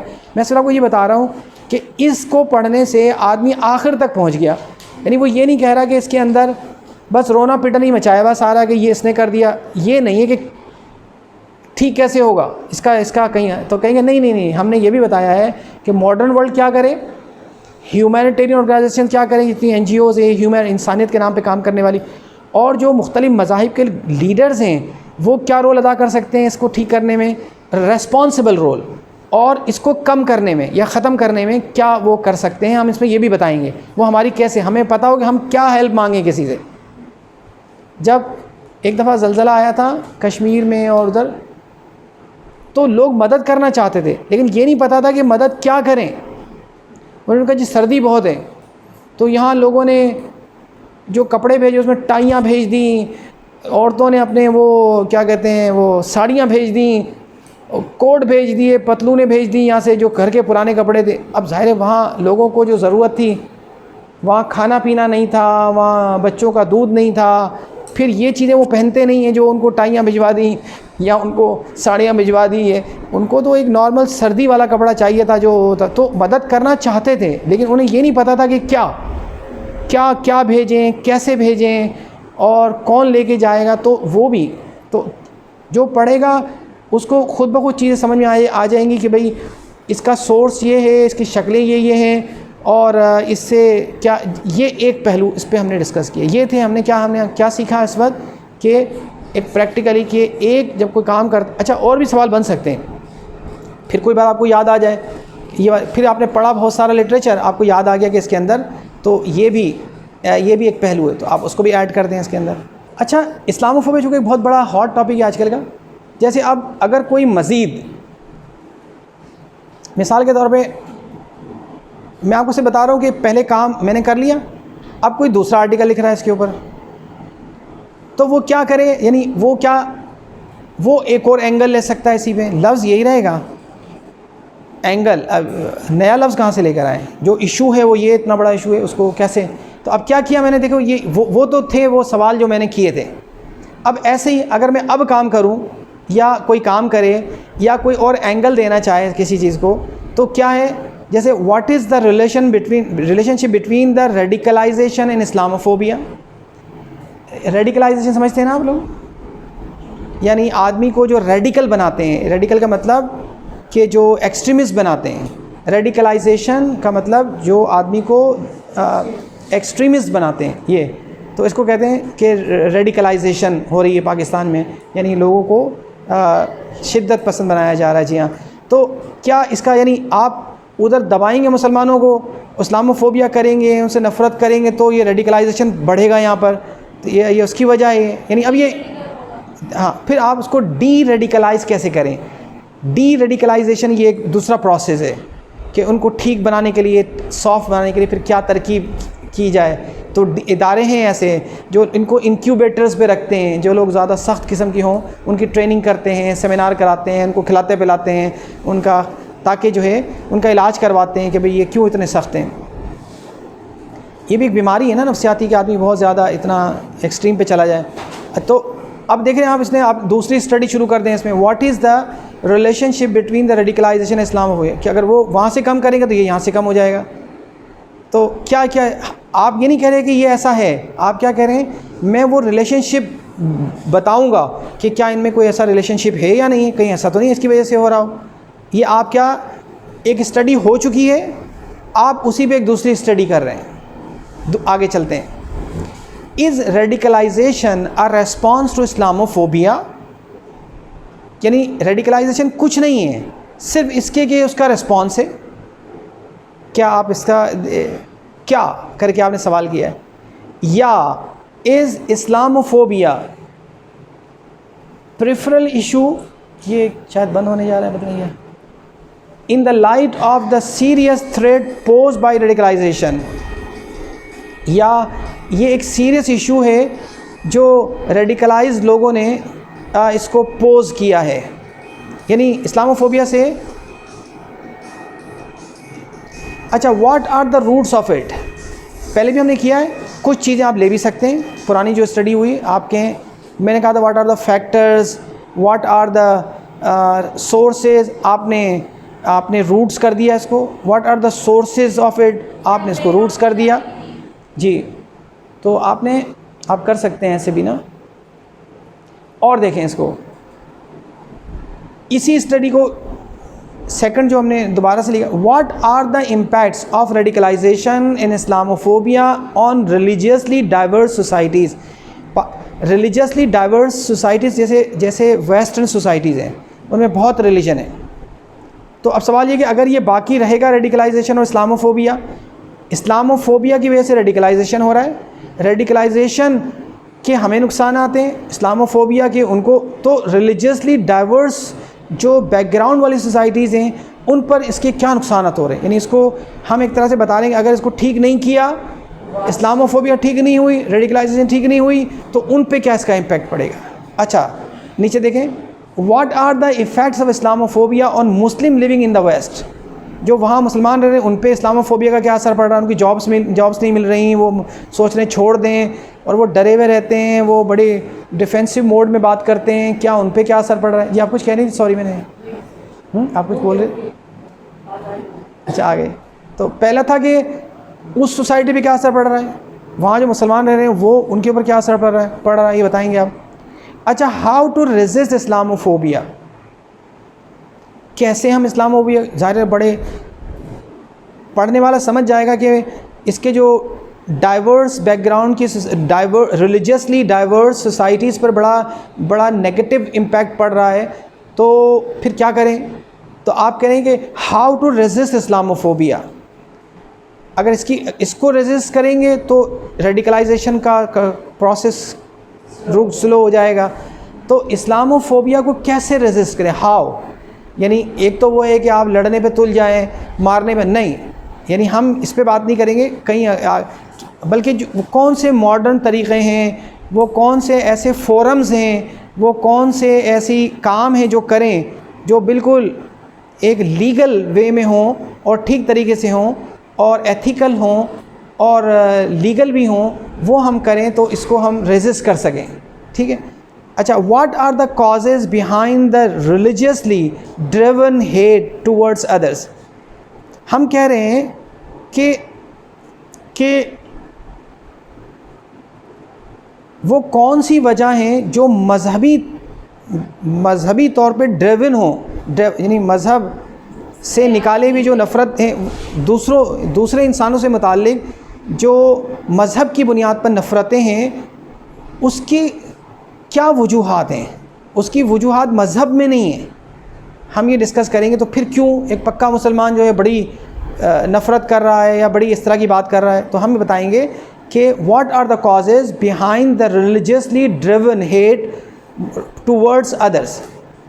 ठीक है, मज़हबी जो लोग मज़हब की बिना पर नफ़रत कर रहे होते हैं दूसरे से, वो उसकी असल वजह क्या है। उसकी असल वजह उनकी स्क्रिप्चर्स नहीं है। स्क्रिप्चर कभी नहीं कहते कि आप किसी से नफ़रत करें, किसी से मज़हब की बुनियाद पर नफ़रत करें। वो ऐसी पॉलिसीज़ हैं जिसमें डिस्क्रिमिनेशन नज़र आता है, तो जिसकी बिना पर लोग जो है वो होते हैं, वो मज़हब की वजह से नहीं होती है। ये फिर क्या है, हम अभी क्या कर रहे हैं, मैंने आपको पहले बताया कि जो क्वेश्चंस होते हैं वो रिसर्च क्वेश्चंस बनाए। फिर मैंने बताया कि एक रिसर्च हो गई है, क्वेश्चन बन गए हैं उसके ऊपर।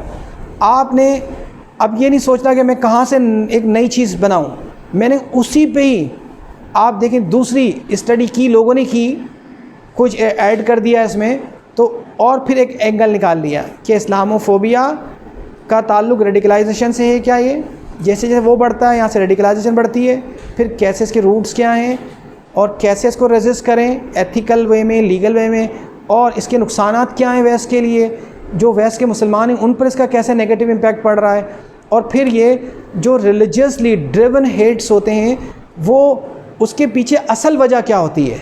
असल वजह मज़हब नहीं होती, लगता तो ऐसे ही कि ये रिलीजियसली ड्रिवन, रिलीजियस से निकाले हुए नफ़रतें हैं, लेकिन वो रिलीजन की वजह से नहीं होती, वो जो जिसको नाम तो दिया जाता है लेकिन वो एक्चुअल इस तरह होती नहीं है।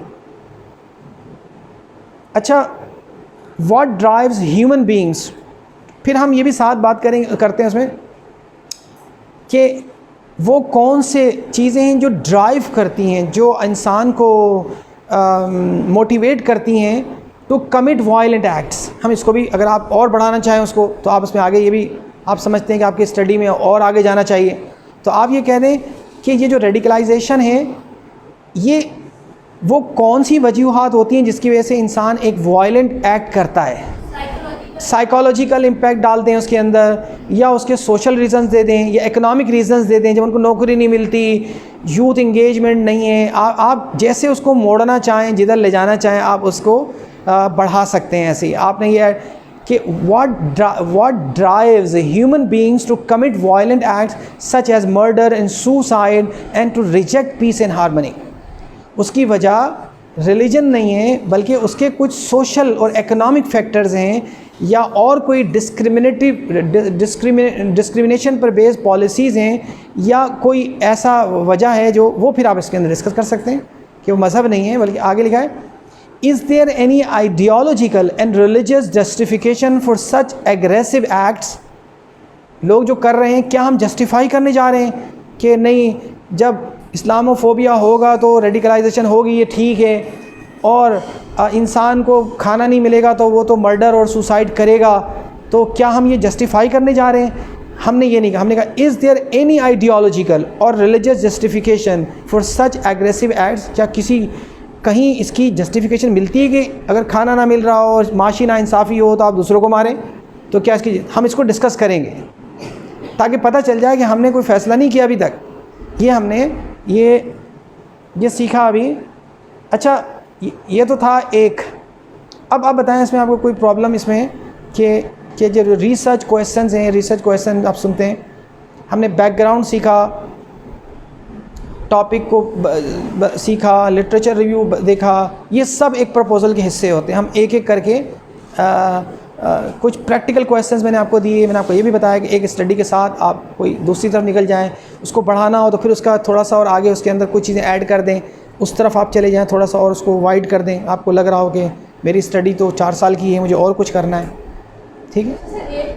अच्छा, शुरू में ही सारे सवाल नहीं, बाद में भी आप बढ़ा सकते हैं सवाल, जो है कुछ उस वक्त देते हैं, बाकी बाद में। जी सर, मेरे ज़हन में सवाल आ रहा है कि जैसे अब मतलब ओरिएंटलिस्ट है या मुस्तशरीक़ीन है, वो कुछ भी इस्लाम पर एतराज़ात उठाते हैं और छोटी छोटी बातें जिन पर एक आम बंदे का जहन नहीं जा सकता उनको भी हाईलाइट करते हैं। अब जैसे इस्लामोफोबिया है, ये हकीकत में वो चीज़ नहीं है जिस तरह से इसको पेश किया जा रहा है।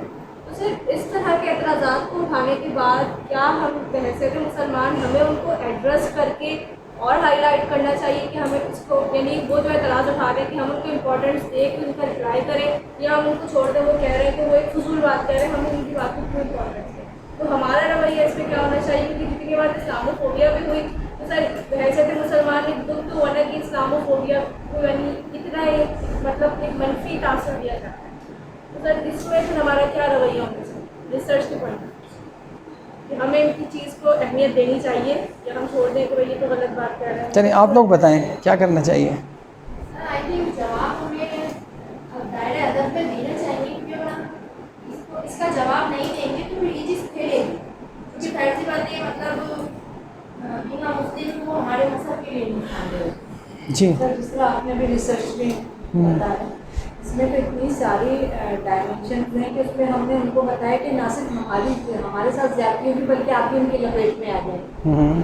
तो वो चीज़ें जो वो एक छोटी सी चीज़ लेके जा रहे हैं, उसमें रिसर्च बहुत ज़रूरी है। अगर ऐसे कोई क्वेश्चन आ रहा है तो वो क्वेश्चन किसी और अंदाज में लेकर के उसको हाईलाइट ज़रूरी है ना। ज़रूरी है चलें, इस चीज़ और आप क्या कहते हैं? आप कुछ नहीं बताते हैं। सर जवाब देना चाहिए या नहीं देना चाहिए?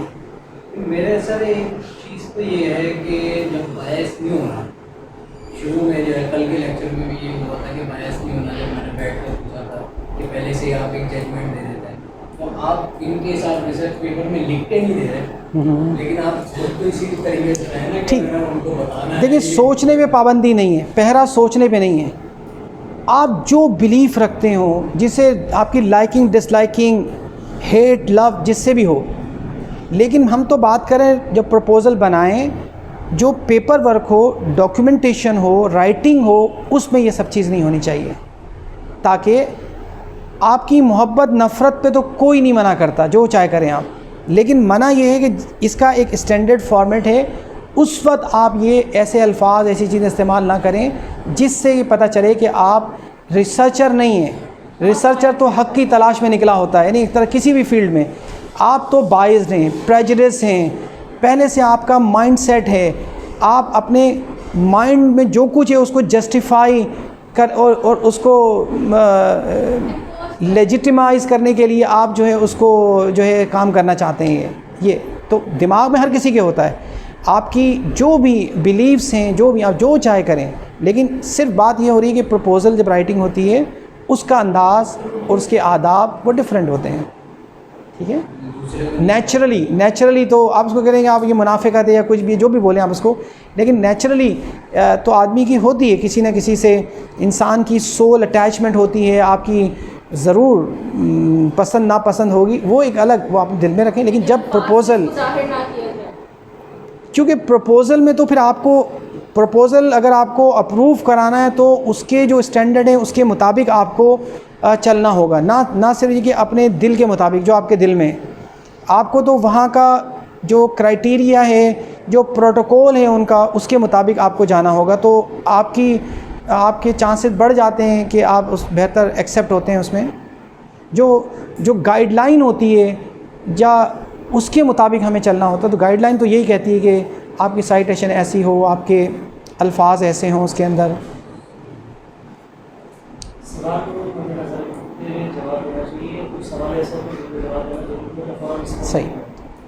सही बात। देखिए, कभी चीज़ों को आंसर करना ज़रूरी होता है, कभी उन्हें अनअटेंडेड रहना बेहतर होता है, चीज़ों को नोन करना बेहतर होता है, कभी अननोन करना बेहतर होता है, ठीक है, दोनों चीज़ें। जब माइग्रेशन हुई यहाँ हबशा में, तो जब मक्का के लोगों ने एक नेगेटिव इमेज पोर्ट्रे किया बादशाह के दरबार में, तो दो रास्ते थे, या तो चुपचाप से हथकड़ियाँ लगवा लें और जेलों में चले जाएं और वापस आ जाएं। दूसरा तरीका यह था, उन्होंने टाइम मांगा कि हमारी बात भी सुने, इंसाफ जब पूरा होगा तो सैयदना जाफ़र तैयार ज़िल्लाह ताला अन्हु ने कहा हमारी बात भी सुन लें और फिर आपका जो फ़ैसला होगा। तो नेक्स्ट डे मुसलमानों ने अपना एक रिप्रेजेंटेटिव के तौर पे उन्हें चूज़ किया, और ही was a very young man at that time, 27 years old man, young man. वो उनकी उम्र ज़्यादा नहीं थी, उनसे बड़े बड़े उम्र के लोग वहाँ मौजूद थे, लेकिन चूँकि he was a very effective and powerful presenter, he knows how to make things presentable and how to inspire people. उन्होंने जब वहाँ दरबार में स्पीच दी तो सब कुछ, द होल सिनेरियो चेंज, और बादशाह रोने भी लगा और कहने लगा what you said about Jesus Christ, he is not more than and less than this. तो क्या था, दो रास्ते थे, चुप रहना था जब इस्लाम की एक नेगेटिव पिक्चर पोर्ट्रे की गई, एक तो ये रास्ता था कि चुपचाप से सुनते रहे, हम तो हक़ पर हैं, वापस भेज दें हमें। दूसरा ये था, चूँकि फिर जो जवाब दे वो ऐसा होना चाहिए कि जिसके अंदर ये सलाहियत हो बात करने की, उसे दीन का भी पता हो, ये भी पता हो, आपकी स्टडी भी बेहतर हो। कभी कभार आप जब जवाब देने लगते हैं और पता नहीं होता तो ख़ुद ही आप ट्रैप हो जाते हैं अपनी चीज़ों में। तो साउंड नॉलेज होनी चाहिए और उसके जानने वाले हों। खाली इस्लाम से मोहब्बत होने की बिना पर आप जवाब नहीं दे सकते, उस फील्ड की आपको महारत भी होनी चाहिए। तो देखिए, वेस्ट की कौम बहुत अच्छी कौम है। आप कहेंगे ये क्या बात कर दी, ये भी वेस्टर्न हो गए। अगर उन्हें एक प्रोग्राम में पता चल जाए कि इस्लाम अच्छा मज़हब है, या आज पता चल जाए किसी शख्स को, आप कन्विंस कर दें उसको, वो आपकी बात सुनेगा, चुप बैठा रहेगा बिल्कुल, ठीक है। अगर आपके आर्ग्यूमेंट्स मजबूत हैं, लॉजिकल हैं, रैशनल हैं, इफ़ेक्टिव हैं और आपकी दलील साउंड है, तो क्या होगा, आपकी एविडेंसेस और प्रूफ बिल्कुल सही और जेन्युइन है, तो क्या है, वो 1 मिनट नहीं लगाता मुसलमान होने में, और ऐसा पक्का मुसलमान बनता है कि आप रश करेंगे उसकी ज़िंदगी पर।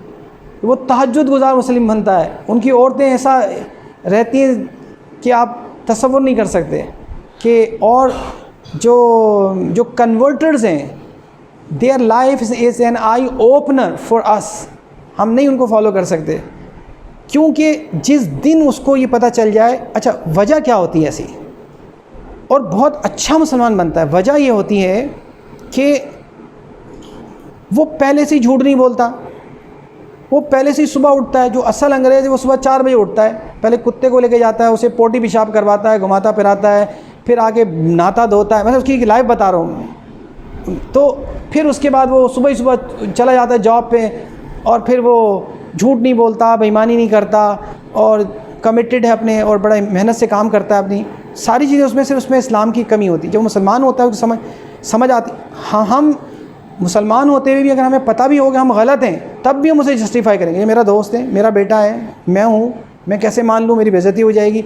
तो हम गलत होते हुए भी जो है वो, अभी इस वक्त जो मसला है, हमारे पास ऐसे स्कॉलर्स नहीं हैं, हमारे पास ऐसे लोग नहीं हैं जिनको वेस्ट की समझ हो। ठीक है, ये इस्लाम को इमोशनल तरीके से पेश नहीं किया करने से कोई फ़ायदा नहीं है वहाँ पर। या आप धाड़े मार लें मस्जिद में बैठकर, खूब चीखें, जान लगाएं, अपना सुर्ख हो जाएं, तो इससे कुछ नहीं होता। इस्लाम को रैशनलिस्टिक अप्रोच की ज़रूरत है। आप दलील की बात करें, वो बड़ी जल्दी वहाँ पे गेज़ मैरिज होती हैं, लेस्बियन मैरिज होती हैं। हम अगर उनको आज बता दें कि वेस्ट तबाह हो जाएगा इससे, अगर हम कोई अच्छी स्टडी करके दे दें, वो छोड़ देंगे उसको, क्योंकि उनको उससे गर्ज है कि हमारा वेस्ट तबाह नहीं होना चाहिए, हमारी ज़िंदगी में ये जो हमारी प्रोग्रेस है ये रुकनी नहीं चाहिए, उनको इससे गर्ज है। अगर उनको सोसाइटी को समझ आ जाए आज कि ये, तो वो छोड़ देंगे। तो वजह ये है कि हम इस्लाम को सही तरह से प्रेजेंट नहीं कर पा रहे, अपनी बात को सही तरह से समझा नहीं पा रहे। मैं बाहर जाता हूँ कई दफ़ा, तो हमारे जो रिलीजियस स्कॉलर्स हैं, एक तो लिंग्विस्टिक बैरियर्स बहुत हैं, उन्हें इंग्लिश वगैरह नहीं आती। डच मुल्क में जाते हैं, डच नहीं आती।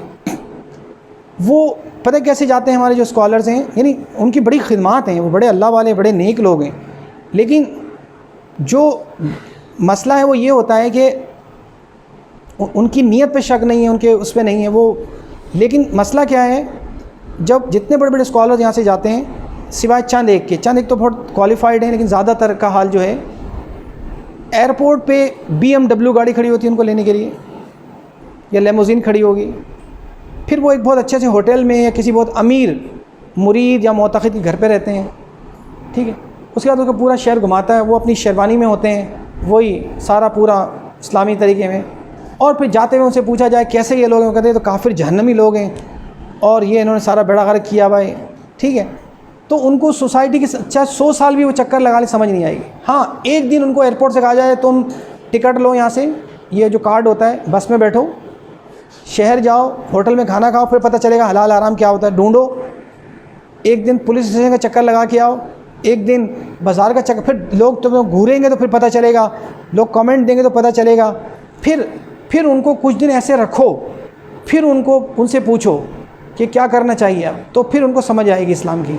फिर वो कोई बैठ के कोई फतवा सही से निकालेंगे कि भाई हाँ, ये तो बड़ा मुसलमानों को बड़ा मसला है। एक ऐसी जगह, सारी सराउंडिंग में आपके अपने लोग होते हैं जो आपकी ज़बान समझते हैं, उनमें बैठकर आप कोई भी फतवा दे दें, कोई भी बात कर दें, तो अभी जो मसला, हाँ, जो इस वक्त जो बच्चे वहाँ पैदा हो रहे हैं, जो होम ग्रोन स्कॉलर्स हैं वहाँ के, जो बच्चे पैदा हुए, वो पढ़ लिख गए, वो बड़ा काम कर रहे हैं वहाँ पे मुसलमानों के, क्योंकि उनको सोसाइटी की, उनको लिंग्विस्टिक बैरियर्स नहीं है, ज़बान का उनको मसला नहीं। वो डच हैं तो डच जो है वो में बात करते हैं वहाँ पर, बड़े अच्छे। मैं मिल के आया हूँ वहाँ पे हॉलैंड में, तो वो डच जो मुसलमान स्कॉलर बने हैं, वो इंडिया जाके बने हैं, वो साउथ अफ्रीका जाके बने हैं स्कॉलर, उनके माँ बाप ने उनको वहाँ भेजा, वहाँ से पढ़ के आए, तो वो बड़ा अच्छा है। उनको अब सोसाइटी के अंडरस्टैंडिंग से, मसाइल इश्यूज़ से, तो स्कॉलर जो उनको इशू भी पता नहीं होते कि यहाँ क्या क्या इश्यूज़ हैं इनके, वो जब पता चलेंगे जब उनकी ज़बान को सीखेंगे। जो ज़बान जो होती है वो आपके कल्चर को भी बताती है, और सिर्फ ज़बान नहीं होती, बल्कि बहुत सी चीज़ें आप उसमें सीखते हैं। पूरी। तो आपकी बात का जवाब ये है, हमें एड्रेस करना चाहिए इन इश्यूज़ को। चेंज दुनिया में इसलिए नहीं आती कि हम में एक मर्ज़ है, उसको प्रॉपर डोज़ नहीं मिल रही है। डोज़ वो दे सकता है जिसको बीमारी की तशख़ीस की हो, बीमारी की तशख़ीस कि ये इश्यूज़ हैं, इस पर हमें मटीरियल तैयार करना है और प्रिपेयर करना है। अच्छा, हमारे पास ना वाइज़ीन बहुत हैं, मुहक्किकीन नहीं हैं, क्योंकि सबसे मुश्किल काम होता है राइटिंग करना, ठीक है, बोलना सबसे आसान होता है। तो जो राइटर हमारे पास बोलने वाले जो है ना वो बहुत हैं, बड़े, वो तो आग लगा दें बोलने से। लेकिन क्या है, जो रिसर्चर का काम है वो बहुत जानलेवा होता है, बहुत मेहनत तलब होता है, बहुत पढ़ना पड़ता है और बड़ी मुश्किल से कोई चीज़ समझ में आती है, यानी बड़ी मुश्किल से थोड़ी थोड़ी विज़डम इंसान को आती है। इसके लिए आदमी दुआ भी मांगे, पूरी ज़िंदगी आदमी घुसा रहता है, फिर थोड़ी थोड़ी चीज़ें निकलती हैं, चीज़ों का मैकेनिज़्म समझ में आता है और बहुत देर लगती है इसमें, ऐसे शुभ करके नहीं आ जाती। लेकिन आप कमिटेड रहें, सारी अपनी चीज़ों को छोड़ें और जो भी आपकी फील्ड है उसके अंदर, तो फिर जाके आपका दिमाग खुलता है, जहन खुलता है और बहुत दिन। और एक इंसान के जहन खोलने में या उसकी ग्रूमिंग में बहुत लोगों का हाथ होता है। हो सकता है आपने मेरी सारी इतनी 1 घंटे की बात सुनी हो, 2-3 बातें आपकी ज़िंदगी में कोई काम, एक बात भी कामयाब, 1 या 2 बातें आपको पिक की हों आपने उसमें से, फिर कोई दूसरा लेक्चर लिया, आपकी 1-2 बातें पिक वहाँ से की। इस तरह चीज़ें इकट्ठी करके आप अपना एक बुके तैयार करते हैं, इससे आपके अंदर आता है। हम भी इतना कभी कभी पूरी किताब पढ़ते हैं, कभी कभी घंटों की वीडियो सुनते हैं, कुछ हासिल उसूल नहीं होता उसके अंदर। कभी दूर दराज का सफ़र करते हैं कि ये बहुत बड़ा आदमी आया है, कोई अच्छी बात करेगा, कोई चीज़ नहीं मिलती उसमें से। कभी बहुत कुछ, थोड़े से आम लोगों के पास बैठ जाएँ, बहुत कुछ एक आइडिया क्लिक कर जाता है। तो इस तरह से होता है। कभी बहुत मोटी किताब पढ़ें, कुछ नहीं मिलता, कभी बहुत छोटा सा लिटरेचर पढ़ें, उसमें तो बहुत कुछ मिल जाता है, आइडियाज़ मिल जाते हैं। और फिर मैंने आपको कल जैसे बताया था कि एक इंटेलेक्चुअल का काम ये भी होता है कि वो to give birth to a new idea, ठीक है ना। ये भी फिर उसके लिए आप इंट्यूशन का इस्तेमाल करें, आप थोड़ी देर मेडिटेशन की भी आदत डालें, रिलैक्स ज़िंदगी भी गुजारें थोड़ी सी, और कुछ इस तरह की लिटरेचर पढ़ें जो आपको, जैसे देखिए मून का जो फुल रिफ्लेक्शन है, अगर लहरें हों तो उसमें वो नहीं रुक सकता। पानी अगर रुका हुआ हो, ठहरा हुआ हो, तो उसमें फुल रिफ्लेक्शन आएगा उसका। इसी तरह इस वक्त voice of America, voice of Saudi, सब यहाँ मौजूद है, ठीक है। लेकिन क्या है, हम ट्यून्ड नहीं हैं इस वक्त, हमारे पास रिसीवर नहीं है।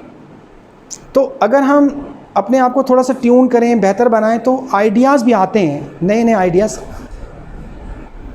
वो इंट्यूशन से आते हैं। जो लोग मेडिटेशन करते हैं वो मेडिटेशन में भी ये होता है कि आप डीप रिलैक्सेशन में जाते हैं और वहाँ जाके आपको कोई ना कोई चीज़ें मिलती हैं, तो उसकी प्रैक्टिस करें। ऑनलाइन लोग मेडिटेशन कराते हैं, उसको सुने, देखें, तो इससे बहुत हेल्प मिलती है। जो भी इनोवेटिव आइडियाज़ आए हैं मुसलमानों को भी, उनको मेडिटेशन वगैरह की वजह से आए हैं नई नई बातें। हम लोग घिसी पिटी बातें करते हैं, जो एक ने कर दी दूसरे ने कर दी, वो स्टाइल होते हैं बोलने का, उसका स्टाइल ले लिया, तो थोड़ा बहुत तो कर सकते हैं आप, लेकिन every individual is different and unique, ठीक है। तो आप अपनी यूनिकनेस को हर आदमी तलाश करें कि मुझ में क्या है, मैं क्यों किसी की कॉपी करूं, लोग मेरी कॉपी करें, तो ये तो ठीक है। सर, ये मेडिटेशन में माइंड सेट करने के लिए लिया जाता है। मेडिटेशन नहीं, सुकून, मेडिटेशन का उर्दू में तर्जुमा है मुराक़बा करना। पहले ये सूफ़ी ट्रेडिशन में था, जो सूफिया कराम थे वो बहुत कराते थे अपने हलक़ों में। अब ये एक साइंस बन गया है। The best performers they do some kind of performa, they do some kind of meditation और मुराक़बा, because आप किसी ने पढ़ी कोई कामयाब आदमी की ज़िंदगी के बारे में बताएं, किसी कोई 1-2 नाम बताएं कोई। ये जितने बड़े लोग होते हैं ना, ये सब कामयाब। मसलन स्टीफन आर कवी की घिसी पिटी किताब बेस्ट सेलर किताबों में से थी, उसकी बेटी की भी किताब आ गई, पता नहीं क्या, best 8 habits of highly effective people, उसकी 7 पहले थी 7 habits of highly effective people, फिर 8 आ गई फलां। आप एंथोनी रॉबिन्स को देखें आप, और उसको दीपक चोपड़ा, हिंदू राइटर बड़ा फेमस है, उसको देखें। ये बड़े बड़े लोगों के ट्रेनर हैं, ये लोग, ये ट्रेनिंग देते हैं उन्हें। जितने कामयाब लोग हैं उनके पीछे कोई ना कोई ये चीज़। इसी तरह किसी भी फील्ड में आप देखें, जो लोग हैं वो कुछ ना कुछ इस तरह की एक्टिविटी करते हैं अपने आप को इंटरनली स्ट्रॉन्ग बनाने के लिए। वो मेडिटेशन ये होता है कि जैसे हम ख्वाब में होते हैं, हमें जब हम सोते हैं तो हमें ख्वाब आते हैं, ठीक है। हम सोते हुए एक स्टेट ऑफ माइंड से दूसरे में जाते हैं, अल्फ़ा गामा बीटा, इस तरह से हम आगे सफ़र करते हैं। एक स्टेज वो होती है जहाँ हमें ख्वाब आते हैं, जब हम गहरी नींद में, बाज़ लोग लेटते ही उस स्टेज पे चले जाते हैं, फ़ौरन ख्वाब देखना शुरू, बाज़ पूरी रात सोते हैं लेकिन ख्वाब नहीं आते। माइंड की वो स्टेट होती है जिसमें ख्वाब आते हैं। अगर हम मेडिटेशन करें और प्रैक्टिस करें तो हम जागते हुए और इंटेंशनली अपनी मर्ज़ी के टाइम में हम अपने दिमाग को उस मोड पे ले जाते हैं, फिर वहाँ पे हमें आइडियाज़ रिसीव होते हैं। सही, एक तो है ना हमने छोड़ दिया अपने आप को, सो गए। एक है जागते हुए, आप देखते हुए अच्छे पुराने लोगों का सुनते होंगे, उसने आंख बंद की और बताया ऐसे ऐसे ऐसे किया, तो वो क्या है, लोग थोड़ी देर के लिए डीप मेडिटेशन में चले जाते हैं। तो अब ये एक मॉडर्न साइंस बन चुकी है ये, अब ये किसी की इस पर इजारादारी नहीं है, ये सब लोग करते हैं। हिंदू भी करता है, जैसे मैंने आपको एक हिंदू का नाम बताया, उसके बड़े फॉलोवर्स हैं और लाखों लोग उसको अटेंड करते हैं उसके सेशन को। उसमें क्रिश्चियंस भी हैं, उसमें हिंदू, हर मुसलमान भी कराते हैं। तो इस तरह की कोई चीज़ें जो आपको रिलैक्स रखें, आपको अच्छा रखें, वो भी इसके साथ साथ वो भी मेहनत भी करें, दुआ भी करें। और अच्छी चीज़ थोड़ा सा मुश्किल से मिलती है, रिपीटेड और रेपिटेशन और काम की चीज़ें, थोड़ा हमारे यहाँ ऐसा इतना कल्चर वगैरह नहीं है, लेकिन कोशिश करता रहे आदमी, लगा रहे, तो फिर इंसान का माइंड खुल जाता है। ऐसे लोग भी मिल जाते हैं। आज हमने जो आखिरी बात की वो रिसर्च क्वेश्चंस कैसे बनाए जाते हैं, और एक रिसर्च क्वेश्चन अगर बने हुए हैं उससे हम किस तरह से दूसरे रिसर्च क्वेश्चन बना सकते हैं, और उस काम को मज़ीद फैलाना चाहें तो हम कैसे हम इसमें एडिशन करके आगे उस पर करते हैं, और इसका फ़ायदा क्या होता है, पढ़ने वाले को सारा आखिर तक समझ में आ जाता है, आप कहाँ तक जाएंगे।